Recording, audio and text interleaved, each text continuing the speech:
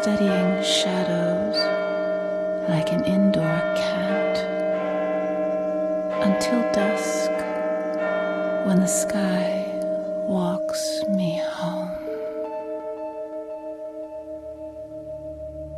How far has the ancient Illuminati secret society network penetrated world politics?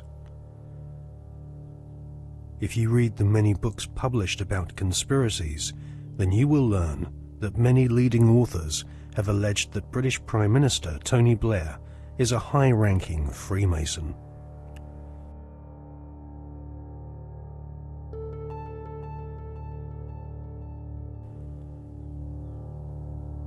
Mr. Blair is a Queen's Counsel barrister, a profession which has its roots in the Temple Bar, built in London by the Knights Templar secret society in the 12th century. According to many authors, Tony Blair follows the tradition of Masonic membership amongst large numbers of barristers and judges. Mr. Blair is allegedly a member of the 1591 Studholme Masonic Lodge, which meets, amongst other places, at the Café de Paris in London. The Prime Minister has defended his role in lobbying on behalf of a wealthy Labour Party donor who was negotiating to buy a steel company from the Romanian government. Mr. Blair wrote a letter in support of Lakshmi Mittal, an Indian billionaire who lives in London. Mr. Blair said the letter was a standard one, written on the advice of the Foreign Office. However, opposition MPs are calling for an inquiry into allegations that his intervention helped to clinch the deal for Mr. Mittal's company, which is registered in a Caribbean tax haven. Our political correspondent Norman Smith reports. Lakshmi Mittal donated more than £100,000 to Labour after the last election. Shortly after that, Mr. Blair wrote a letter to the Romanian Prime Minister in support of a successful bid by Mr. Mittal's company, L&M Holdings, to buy a Romanian steelworks.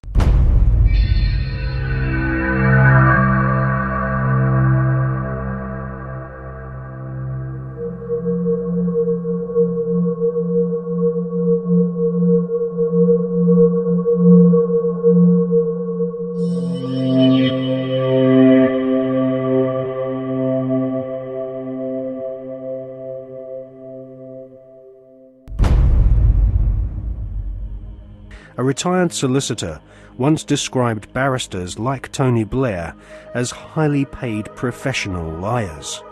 So it is unlikely that Tony Blair will ever come clean about his membership of a secret society. However, one thing we can be sure about. The Masonic establishment at the heart of British society does not like being probed or investigated when it comes to matters of Masonic membership. A recent Select Committee inquiry chaired by Labour MP Chris Mullins found that the Metropolitan Police Force and Judiciary were unwilling to force their members to disclose if they were members of secret societies. In a series of embarrassing revelations in the 1970s and 1980s, the British author Martin Short established that the Scotland Yard Vice Squad and senior CID officers were all Masons and taking bribes from pornographers in London's Soho. Martin Short estimates that 1 in 6 British police officers are Masons, and that there are approximately 600,000 Freemasons in Britain today. Many Freemasons occupy highly paid jobs at local borough councils across Britain, which often have Masonic temples inside council buildings, maintained at the taxpayer's expense. In Scotland, Masons used to proudly parade through the streets.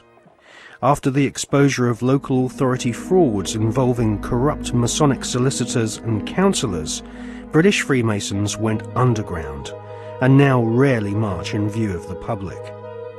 The public image of British Freemasonry has been damaged by the revelation that supercriminal Kenneth Noye and the men responsible for the Brinks-Mat gold bullion robbery were all Masons.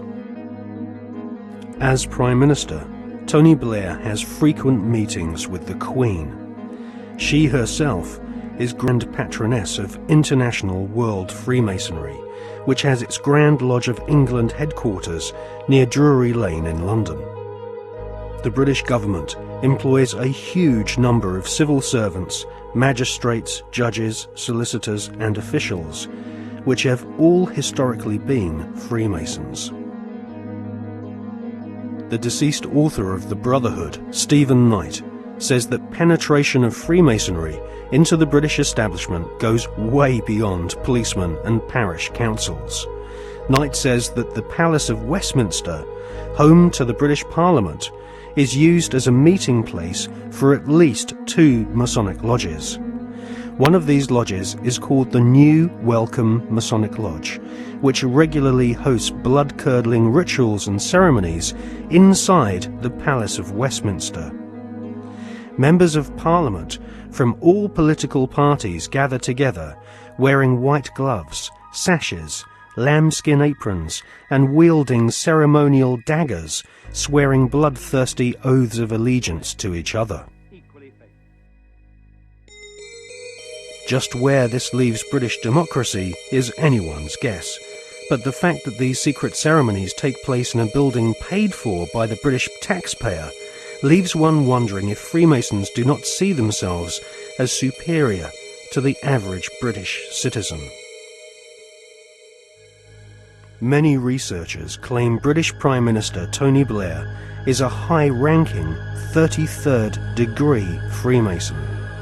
This is the highest rank of Mason, and this elite cabal of British Freemasonry has its own headquarters at number 10 Duke Street, which some claim is connected to number 10 Downing Street via a secret underground tunnel. Inside the Duke Street headquarters of the Supreme Council of the 33rd degree, there is a red room, a black room, and a chamber of death, which Masons use for macabre rituals based on ancient Jewish mysticism and Enochian magic. Once initiated into the 33rd degree, Masons are told they are superior beings, and the human population are referred to as being profane goyim, which means cattle. If Tony Blair is indeed a 33rd degree Freemason, then he is following in the footsteps of previous Prime Ministers, who have all been members of either Freemasonry, the Knights Templar, or the Round Table, which was started by Sir Cecil Rhodes following his economic conquest of Zimbabwe during the 19th century. Winston Churchill was also a 33rd degree Freemason, initiated into the Studholme Lodge at the headquarters of the 33rd degree in May 1901.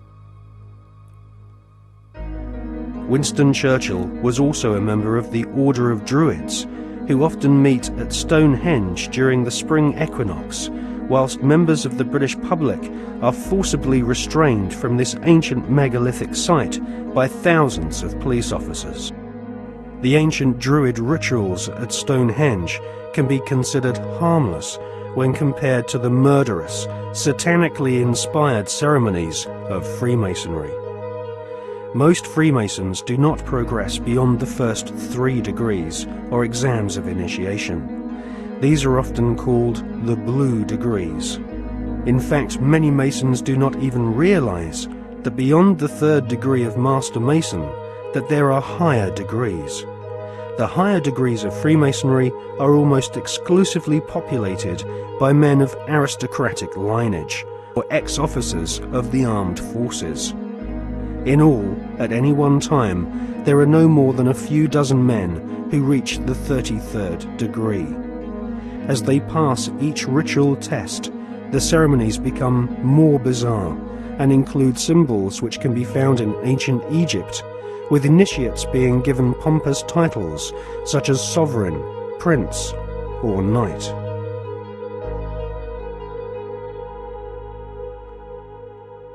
When we see Tony Blair meeting with George Bush Jr., we are actually seeing 2 knights of secret orders. Blair is rumoured to be a sovereign knight of Malta, whilst Bush is confirmed as being a Knight of Eulogia, his title bestowed upon him whilst laying in a coffin at the Skull and Bones Secret Society headquarters at Yale University. Blair and Bush claim to have democracy and freedom as their number one priorities, but both have sworn blood-curdling oaths of allegiance to ancient Babylonian, Egyptian, and Jewish demon gods. Both have sworn on pain of death not to reveal the secrets of their Masonic orders. Both have been initiated into the age-old Illuminati global network, which is obsessed with death and murder. I mean, are we being ruled by politicians who consult with Baphomets and demons? Yes, we are. The way the world is structured is like a compartmentalized pyramid, and it's pyramids within pyramids, like Russian dolls, one doll inside a bigger doll inside a bigger doll. So you'll have a compartmentalized pyramid that is the British government, for instance, where the people at the bottom don't know what the top is really going towards, what the agenda really is. Just as in in a bank, you've got a bank, and the people at the bottom of the bank who take the checks over the counter, they don't know what's going on above them, and they don't know what's going on above them. And eventually, in all these pyramids, you have a tiny little number of people at the top that are actually the only people that know how the whole game fits together. Everyone else is just playing their part in ignorance. And so what the Illuminati do is they make sure that only their people, or those that are not a problem to them, will reach those levels of power in which decisions have to be made to push this agenda forward. When people say sometimes, well, you see these people everywhere, you see these one and these one other. No, hold on a second. No, they're at these high positions of power. Therefore, because of this process of filtering them out, if you're not one of us, mate, you ain't going to get sponsored by the right people to get these positions of power. And if you slip through the net, there's going to be a scandal, or there's going to be something we're going to bring up that's going to bring you down because you're not one of our guys.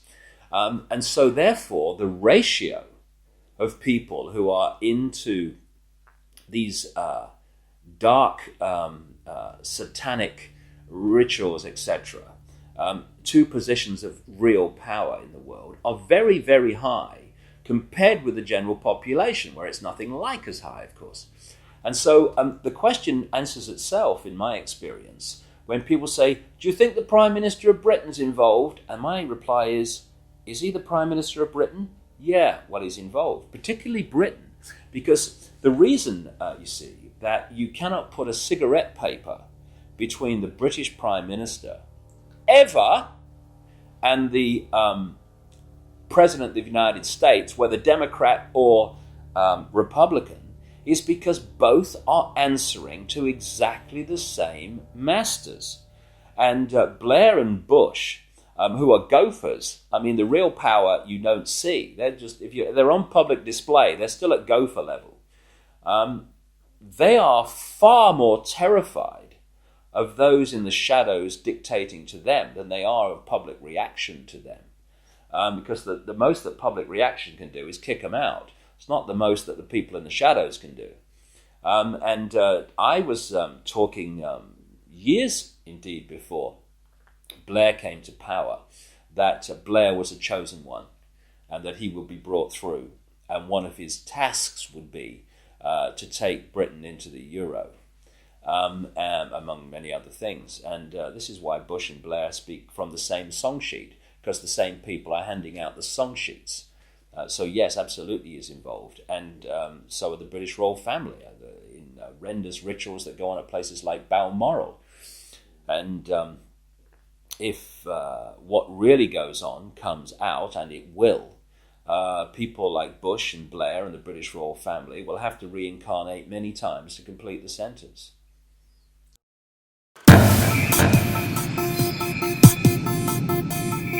Okay, let's do it. Okay, let's do it.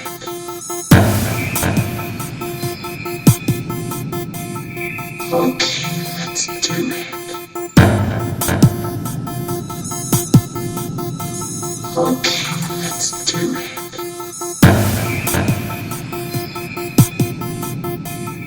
Let's do it.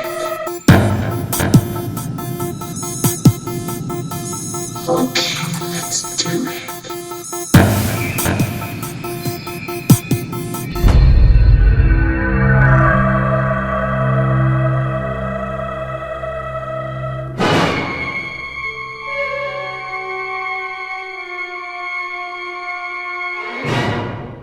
I was an FBI agent for 27 and a half years. At the time of my retirement, I was the senior special agent in charge of the FBI Los Angeles Division. I have been qualified in the courts as an expert on cults and satanic ritual abuse. I have information from various sources that judges, law enforcement, prosecutors, attorneys, doctors, and many prominent individuals, including actors, actresses, professional football and baseball players, are involved in these type activities.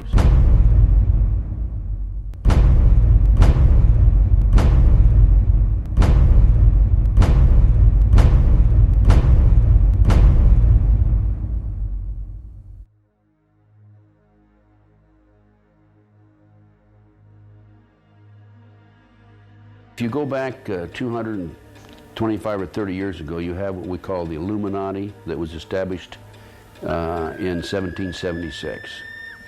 And the goals of the Illuminati, this is all very well documented, are to take over the world. One of the best ways of taking over the world is to control people's minds and to take over a country through the control of the minds. So what's happening in America, and based on my research and my interviews with numerous individuals, is that the powers that be, the higher-ups, the people in the Illuminati, are using the satanic cults as a means and as a tool to condition individuals and to make them victims of the mind control, MK Ultra mind control program. There's probably close to 4 million practicing Satanists in the United States alone, based on my intelligence information.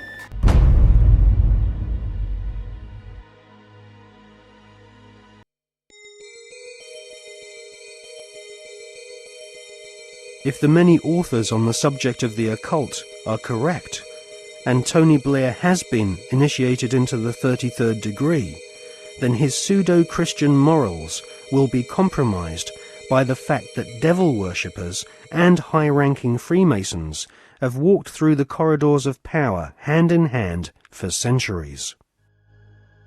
The Royal Archmasons describe their highest-ranking brothers as Grand Solicitor Generals of the Supreme Grand Chapter. There is a secret word, the name of the true Masonic God, which none are allowed to say in public. This name is Yarbulon.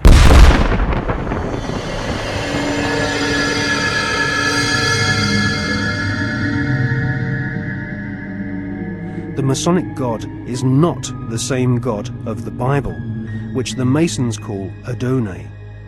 Yarbulon has been described by Christian minister Canon Brian Brindley as an unholy compound of the Hebrew name of God, Jehovah, with the heathen names for Baal and Osiris. The highest ranks of Freemasonry utter Yarbulon as the one sacred and mysterious name of God. Yarbulon is a tripantheon Masonic god, in part deified as the historical Baal, which the Oxford English Dictionary confirms as being a Hebrew word. Baal is the chief male deity of the Phoenician and Canaanite nations. To the tribes of the Old Testament, Baal was the devil himself.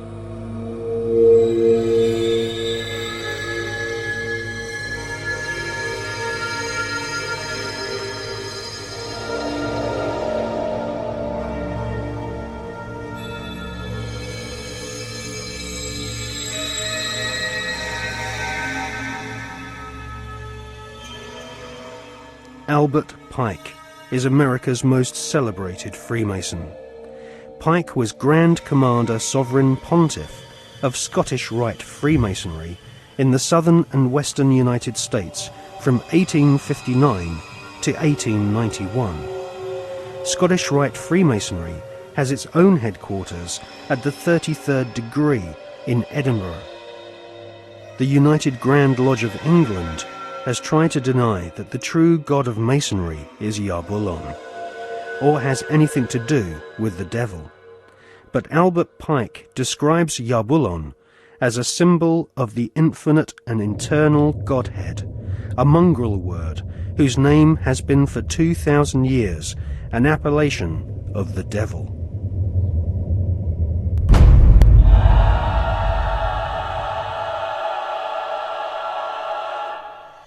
On the 14th of July 1889, Albert Pike issued these instructions to 23 Scottish Rite Supreme Councils throughout the world. We worship a God, but it is the God that one adores without superstition. To you, Sovereign Grand Inspectors General, we say this, that you may repeat it to the brethren of the 30th, 31st, and 32nd degrees. The Masonic religion should be the Luciferian doctrine. Lucifer is God. The true and pure philosophical religion is the belief in Lucifer. So, Yarbulon is really an alternative name for the devil. The last syllable, on, is a code name for the ancient Egyptian god Osiris, who was the god of the dead. There can be no doubt that the Scottish Rite form of Freemasonry in America and Britain is controlled by high-ranking 33rd degree Masons who worship Satan or Lucifer as their god.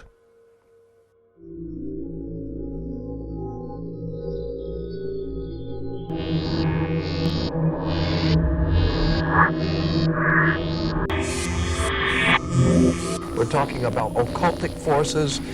We're talking about the five-pointed pentagram, which was used by satanic worshippers for thousands of years. If you take the 5 points off of a five-pointed star or a pentagram, you have left in the middle a pentagon. The pentagon is directed toward the North Star because, according to the ancient Babylonians, that's where you gathered power from the gods of the North in war.